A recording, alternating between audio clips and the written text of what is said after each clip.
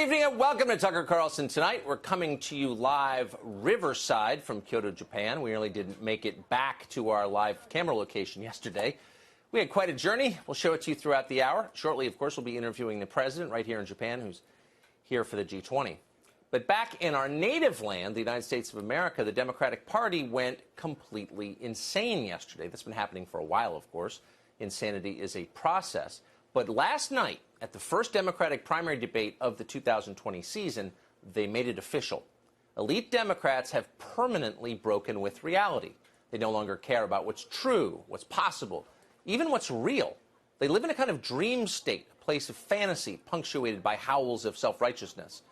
Watch as Julian Castro, and keep in mind, he was an actual cabinet secretary in the Obama administration. That was only a couple of years ago.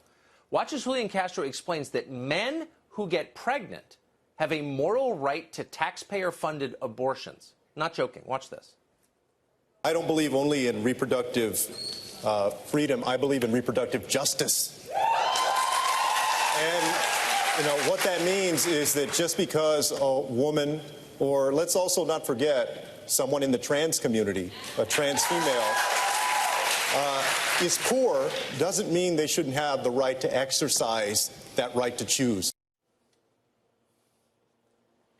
And so they cheered. Behold late empire liberalism in full flower. Who exactly is the constituency for Castro's idea? Men dressed as women who get pregnant. That's the constituency. Unfortunately, there are precisely 0 people on planet Earth who fit that description. Not a single person, actually. There never have been any people like that. There never will be any people like that. Why? Because it's impossible. Biological men cannot get pregnant. Pretending otherwise is lunacy. It's the very definition of lunacy. But Julian Castro doesn't care. Taxpayer-funded transgender abortion sounds like something that all good progressives should support. So Castro fervently does.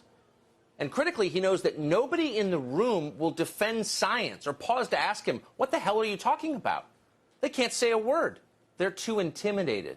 They know HR is watching. So they nod like monkeys, as if everything he's saying is completely sane. Oh, good point, Mr. Secretary. Trans females shouldn't have to pay for their own abortions. That's racist. The whole thing was like a cartoon or an Evelyn Waugh novel. It went on like this all night. Here, for example, is Julian Castro agreeing with Elizabeth Warren that it shouldn't be illegal for foreigners to break our laws. Watch. When somebody comes across the border, not to criminalize desperation, to treat that as a civil violation. Criminalize desperation. And you thought this was your country just because, like your ancestors, you were born here. Just because you pay half your income to the government to keep the whole thing going, you thought it was your country. Think again, racist. America belongs to the rest of the world. Your job is to shut up and pay for it. Complain and we'll punish you. Bill de Blasio often makes that point. Now, de Blasio, the single worst mayor in the 400-year history of New York City, that's impressive. But how did he wind up on a presidential debate stage last night? God knows. Maybe he illegally immigrated there.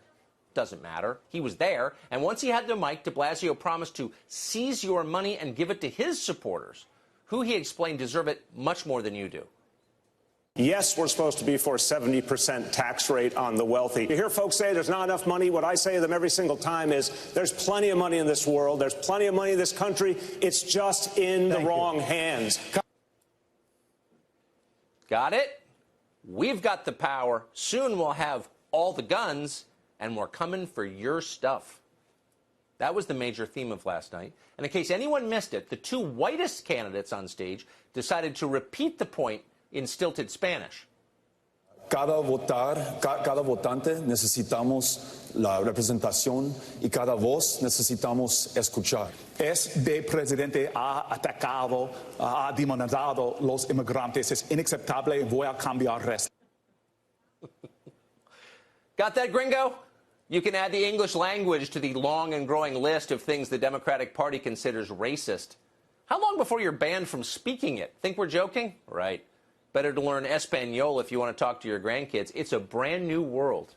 Some of the least impressive people in America are making the rules. Hope you're excited for it. At least men will be able to get free abortions.